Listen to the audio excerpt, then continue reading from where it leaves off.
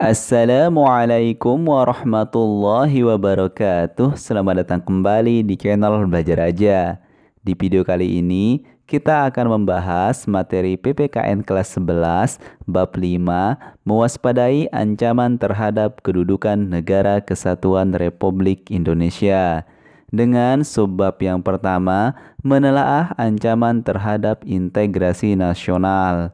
Sebelum kita mulai belajar, mari dukung channel ini dengan klik subscribe.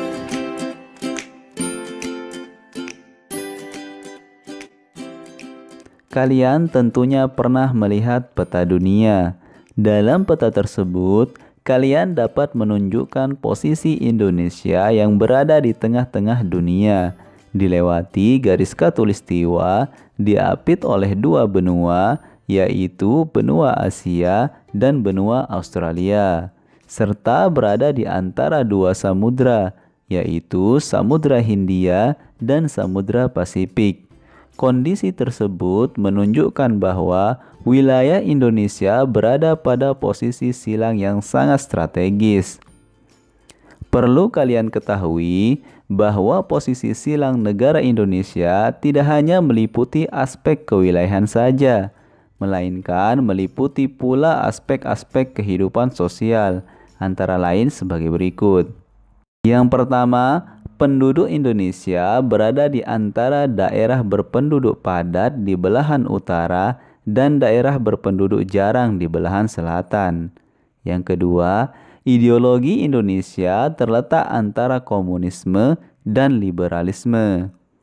Yang ketiga, demokrasi Pancasila berada di antara demokrasi rakyat di utara dan demokrasi liberal di selatan. Yang keempat, ekonomi Indonesia berada di antara sistem ekonomi sosialis di utara dan sistem ekonomi kapitalis di selatan. Yang kelima, masyarakat Indonesia berada di antara masyarakat sosialis di utara dan masyarakat individualis di selatan. Yang keenam, kebudayaan Indonesia berada di antara kebudayaan timur di utara dan kebudayaan barat di selatan. Dan yang ketujuh, sistem pertahanan dan keamanan Indonesia berada di antara sistem pertahanan kontinental di utara dan sistem pertahanan maritim di barat, selatan, dan timur. Posisi silang Indonesia sebagaimana diuraikan merupakan sebuah potensi sekaligus ancaman bagi integrasi nasional. Dikatakan sebuah potensi karena akan memberikan dampak positif bagi kemajuan bangsa Indonesia, serta akan memperkukuh keberadaan Indonesia sebagai negara yang tidak dapat disepelekan peranannya dalam menunjukkan kemajuan serta terciptanya perdamaian dunia. Akan tetapi, posisi silang ini juga menjadikan Indonesia sebagai negara yang tidak terbebas dari ancaman yang dapat memecah belah bangsa. Lalu, apa sebenarnya yang menjadi ancaman bagi integrasi nasional? Ancaman bagi integrasi nasional tersebut datang dari luar maupun dari dalam negeri Indonesia sendiri dalam berbagai dimensi kehidupan seperti ideologi, politik, ekonomi, sosial budaya, serta pertahanan dan keamanan. Ancaman tersebut biasanya berupa ancaman militer dan non-militer. Nah, untuk menjawab rasa penasaran kalian, berikut ini diuraikan secara singkat ancaman yang dihadapi bangsa Indonesia. Yang pertama, ancaman di bidang ideologi. Komunisme menjadi salah satu ancaman terhadap ideologi Pancasila. Meskipun Indonesia telah menolak dengan tegas paham komunis, akan tetapi apabila ancaman tersebut tidak segera diatasi, bukan tidak mungkin komunisme akan kembali berkembang pesat di Indonesia. Lalu, apakah ancaman terhadap Pancasila hanya dari komunisme? Tentu saja tidak. Bangsa Indonesia belum sepenuhnya terbebas dari pengaruh paham lainnya, misalnya pengaruh liberalisme. Saat ini, kehidupan masyarakat Indonesia cenderung mengarah pada kehidupan liberal yang menekankan pada aspek kebebasan individual. Sebenarnya, liberalisme yang disokong oleh Amerika Serikat tidak hanya memengaruhi bangsa Indonesia, akan tetapi hampir semua negara di dunia. Hal ini sebagai akibat dari era globalisasi. Globalisasi ternyata mampu meyakinkan masyarakat Indonesia bahwa liberalisme dapat membawa manusia ke arah kemajuan dan kemakmuran. Tidak jarang hal ini memengaruhi pikiran masyarakat Indonesia untuk tertarik pada ideologi tersebut. Akan tetapi, pada umumnya pengaruh yang diambil justru yang bernilai negatif. Misalnya gaya hidup yang diliputi kemewahan, pergaulan bebas, dan sebagainya. Hal tersebut tentu saja apabila tidak diatasi akan menjadi ancaman bagi kepribadian bangsa Indonesia yang sesungguhnya. Kemudian yang kedua, ancaman di bidang politik. Ancaman di bidang politik dapat bersumber dari luar negeri maupun dari dalam negeri.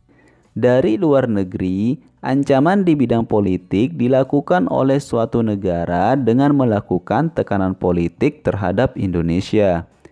Intimidasi, provokasi, atau blokade politik merupakan bentuk ancaman non-militer yang berdimensi politik, yang seringkali digunakan oleh pihak-pihak lain untuk menekan negara lain.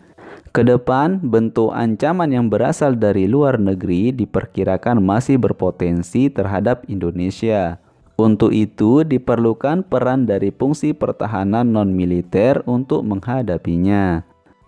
Ancaman yang berdimensi politik yang bersumber dari dalam negeri dapat berupa penggunaan kekuatan dalam bentuk pengerahan massa untuk menumbangkan pemerintah yang berkuasa.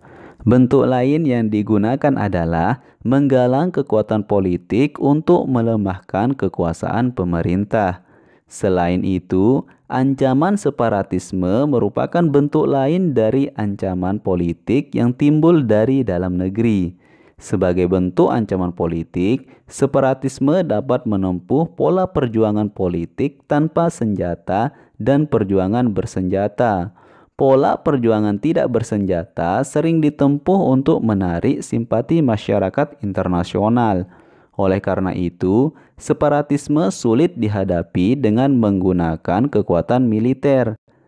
Hal ini membuktikan bahwa ancaman di bidang politik memiliki tingkat resiko yang besar yang dapat mengancam kedaulatan, keutuhan, dan keselamatan bangsa. Kemudian yang ketiga, ancaman di bidang ekonomi.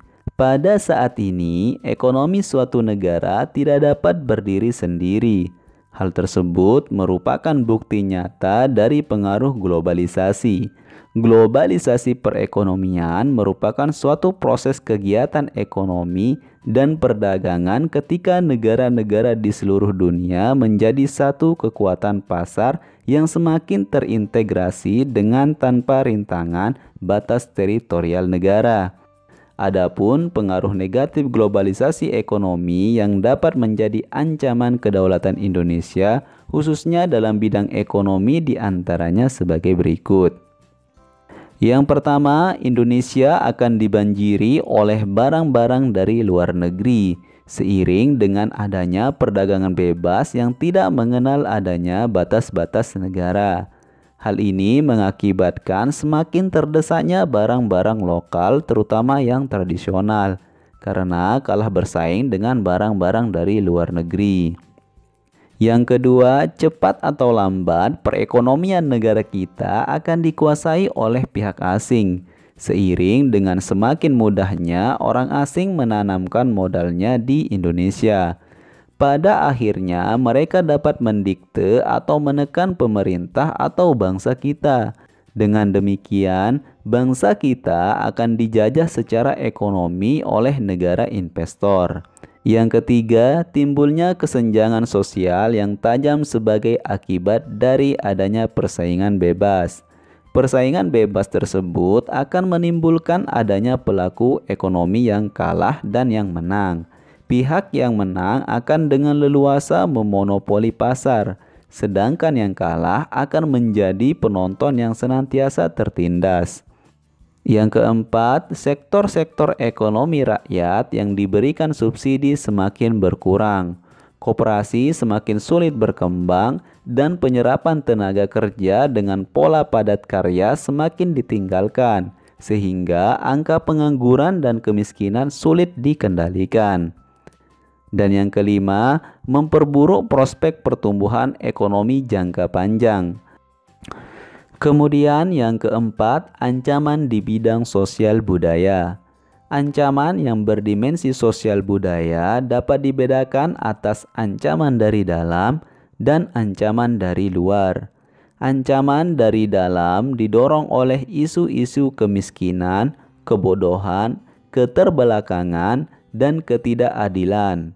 Isu tersebut menjadi titik pangkal timbulnya permasalahan seperti separatisme, terorisme, kekerasan, dan bencana akibat perbuatan manusia. Isu tersebut akan mengancam persatuan dan kesatuan bangsa, nasionalisme, dan patriotisme. Ancaman dari luar timbul sebagai akibat pengaruh negatif globalisasi, diantaranya sebagai berikut. Yang pertama, munculnya gaya hidup konsumtif yang selalu mengkonsumsi barang-barang dari luar negeri. Yang kedua, munculnya sifat hedonisme, yaitu kenikmatan pribadi dianggap sebagai suatu nilai hidup tertinggi. Hal ini membuat manusia suka memaksakan diri untuk mencapai kepuasan dan kenikmatan pribadinya tersebut. Yang ketiga, adanya sikap individualisme, yaitu sikap selalu mementingkan diri sendiri serta memandang orang lain tidak ada dan tidak bermakna. Sikap seperti ini dapat menimbulkan ketidakpedulian terhadap orang lain. Yang keempat, munculnya gejala westernisasi, yaitu gaya hidup yang selalu berorientasi kepada budaya barat tanpa diseleksi terlebih dahulu, seperti meniru model pakaian yang biasa dipakai orang-orang barat yang sebenarnya bertentangan dengan nilai dan norma-norma yang berlaku. Yang kelima, semakin memudarnya semangat gotong royong, solidaritas, kepedulian, dan kesetiakawanan sosial. Dan yang keenam, semakin lunturnya nilai-nilai keagamaan dalam kehidupan bermasyarakat. Kemudian yang kelima, ancaman di bidang pertahanan dan keamanan. Wujud ancaman di bidang pertahanan dan keamanan pada umumnya berupa ancaman militer. Ancaman militer adalah ancaman yang menggunakan kekuatan bersenjata dan terorganisasi yang dinilai mempunyai kemampuan membahayakan kedaulatan negara, keutuhan wilayah, dan keselamatan segenap bangsa. Ancaman militer dapat berupa agresi, pelanggaran wilayah, pemberontakan bersenjata, sabotase, spionase, aksi teror bersenjata, ancaman keamanan laut dan udara. Nah, demikianlah pembahasan kita di subbab yang pertama ini. Dan untuk subbab yang kedua yang akan membahas tentang strategi mengatasi berbagai ancaman terhadap IPOLEK Sosbud Hankam dalam membangun integrasi nasional akan dibahas di video selanjutnya. Jadi, ikuti terus channel ini dengan klik subscribe dan nyalakan loncengnya. Semoga bermanfaat. Terima kasih. Wassalamualaikum warahmatullahi wabarakatuh.